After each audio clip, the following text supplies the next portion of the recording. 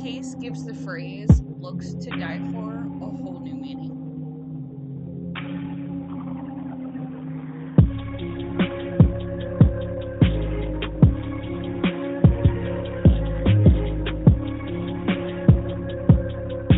Hey everybody, welcome to Crime Over Cocktails. I'm Tiffany, your host, and today we're going to cover the case of Chris Jones and Heather Palumbo. Heather Palumbo was originally from Florida, but ended up in Tennessee, and that's where she met her soon-to-be husband, Chris Jones. They met when she was 19, and she was in school to become a kindergarten teacher. They met while they were at a mutual friend's New Year's Eve party, and they were just drawn to each other. She found him very smart and charming, and he could see a future with her as well. In fact, the relationship moved rather quickly, and within weeks, they were already living together. A few years later came a wedding. They got sucked into that gaming lifestyle, which doesn't really give you a whole lot of exercise. It's more like hanging around the house, eating, playing.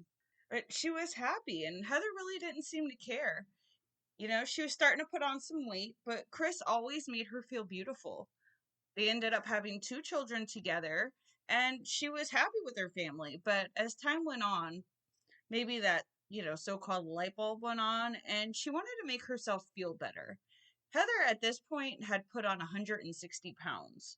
So she decided that she was going to take her life back, and she joined an exercise class, like one of the Zumba classes, and she literally danced the pounds away. She was almost at her goal weight. She was feeling better than ever. She also became very close with the instructor who worked there, Carrie Cooper, and they kind of got into a little clique, and they were there for each other, and they would share stories, and they would be a driving force for each other. The girls at the class said that they could just see that Heather was starting to bloom. They even called her the butterfly because she was spreading her wings. She now had confidence. She felt good. She bought a new sexy black dress. She finally felt sexy. She was in a good place. She loved her job at the Fraser Achievement School, but not everything was perfect. She started realizing that she was ready for a fresh start with her children. And in January of 2013, after 9 years of marriage, she moved out of the townhouse that she shared with Chris, and she got a house of her own right down the street. She also got a restraining order on him due to his growing bizarre behavior. Ever since Heather started losing the weight, it just seemed like it turned him into a different person. He felt like he was losing grasp on her, and he would stalk her. He was always in her business. So much to the fact that when she did move out, she had to do it ninja style, like while he was at work. That way he couldn't get involved. He didn't even know that she wanted out or that she had already filed for divorce. So all that was a pretty big shock to him. On April 15th, 2013, she got all dressed up to go dancing with the girls, and they went to a club that was playing Roomba music, and she wanted to practice out her skills that she had been learning. And they all had a great night. They had a good time. They danced all night. The next day, Heather doesn't show up to work, and this is completely unlike her. She was usually there between 6:30 and 7 o'clock in the morning, getting ready for the day.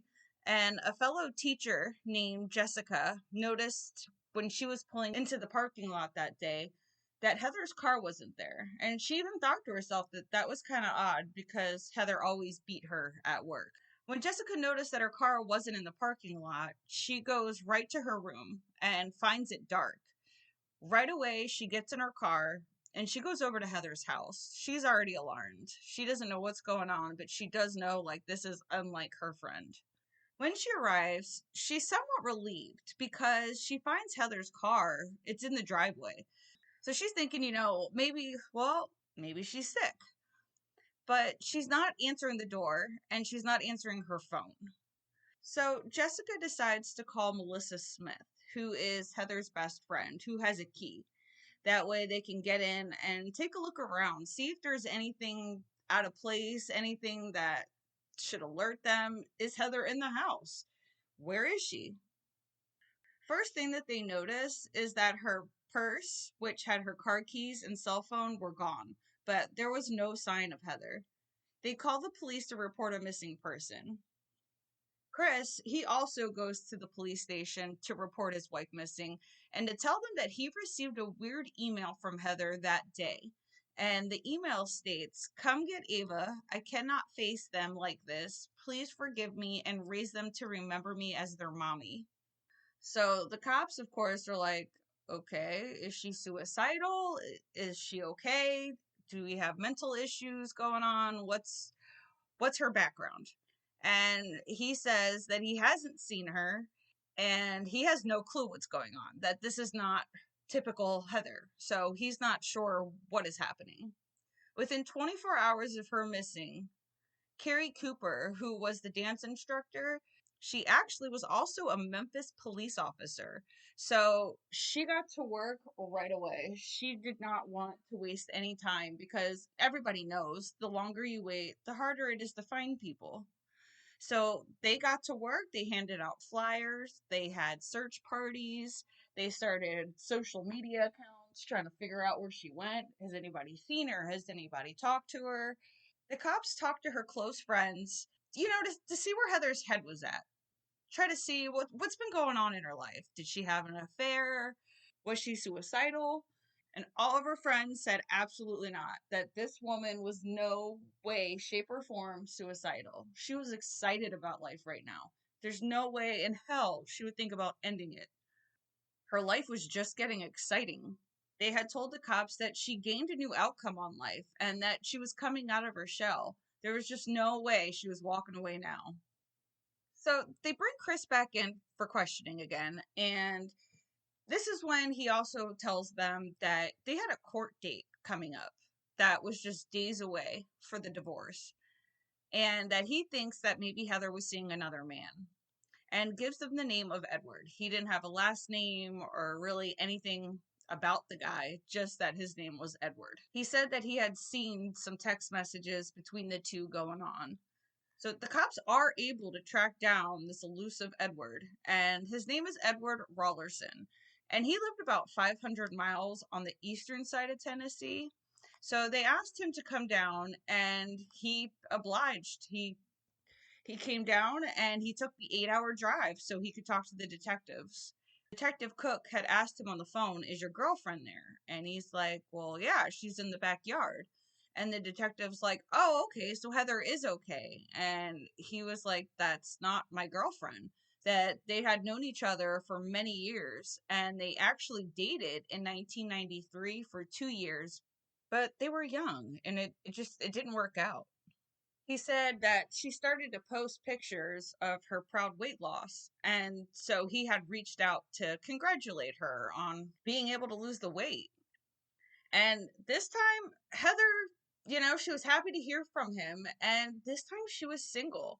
So they decided that they were going to keep in touch and just see what happens. He said that their conversations, they'd get a little flirty.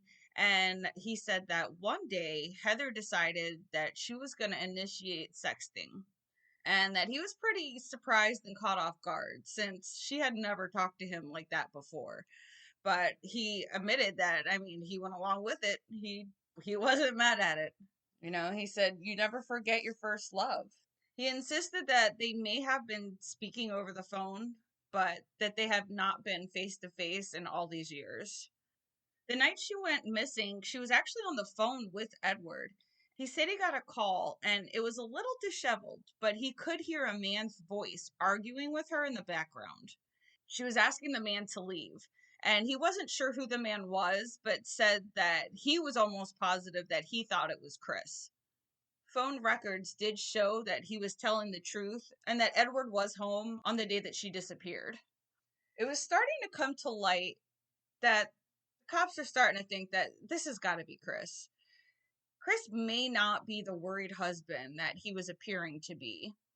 They decided to hide a GPS monitor on his car, hoping that maybe he would take them to her, but almost immediately he does something very strange. They called him in to see if he could come back in, do another interview, and they noticed this time that his car stops on the radar about a quarter mile away. He parked it at a mall, and they're pretty much just sitting there.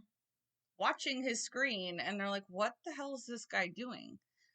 And guess who walks through the door? So now they know that he doesn't want his car in the vicinity of this police station. He walked there from the mall.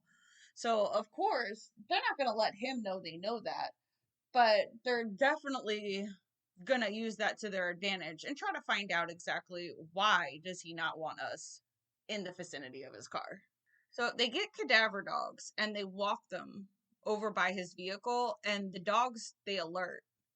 They confront him with the findings, and all of a sudden he just starts to deflate. And you can tell he's thinking. The wheels are turning. What am I going to say? How am I going to cover this up? What are we going to do? He tells them that he did go to her house with hopes of talking to her and working out the marriage. That he wanted to confront her about this Edward guy and see what she had to say about it. He said that they were on the front porch and they were arguing and that they were fighting over her phone, that he was trying to grab the phone out of her hand, and she had lost her footing and fell and hit her head, and that he could hear the crack, and she died. He told them that he took her body to the gas station. So they sent cops there to look at the footage, and he was not at the gas station. So they're like, okay, no, try again. So then he tries to tell them that he paid someone to move the body. And at this point, they're like, all right, cut the shit. Like, what did you do? Enough of this go around. So he motions for a pen and paper, and he drew them a map of where they could find her body. After 7 days of Heather being missing, they found her body, and her body was badly burned. He was arrested on first-degree murder and abuse of a corpse. He finally told them the truth and said that he actually strangled her and then he burned her body. Friends said that Chris used her weight to control her and that he liked that she was a big girl. That's what he wanted. It made him feel more secure, and he knew that he would have a hold on her.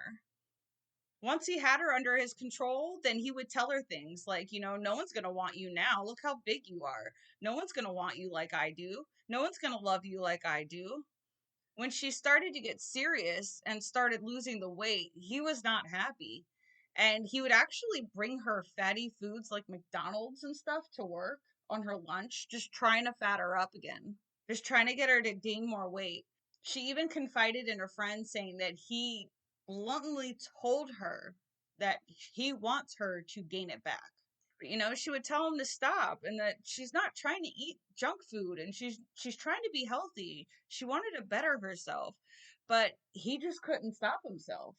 The craziest thing about all this is that it ended up coming out that Chris actually is the one who had an affair. Shocker, right? I mean, and I think that was the nail in the coffin for Heather. She found out about the affair and she's like, you know what? I deserve better. And she was going to go and find better. And he just couldn't have that. And that's so typical, though, that the people who always want to sit and tell you that you're the one cheating, it's always them. It's crazy how that always works out that way. In March of 2015, after an extensive trial and following the testimony of dozens of witnesses that painted Chris Jones as a desperate, jealous maniac, and thank God he was found guilty of second-degree murder, he didn't take the stand in his defense. He was sentenced to life in prison without the possibility of parole. He also received an additional 2 years for abuse of a corpse. This story is just, it's so sad because this woman was starting to flourish. She was starting to become happy again. She was going to get a second chance, and he took that away from her. And that's just, it's unfortunate and it's not fair. Abuse is never okay, whether it's mental, physical, emotional. Abuse is never okay. Well, thank you for listening. Don't forget to get your crime fix on Pandora, iHeartRadio, Apple, Spotify, YouTube, or wherever you listen to your podcast. You can also listen to them at crimeovercocktails.com, where while you're there, you can check out the merch. You can become a Patreon, help support the show. Make sure while you're there, you like, follow, subscribe, and give that 5-star rating. All right, we'll talk crime another time. Bye.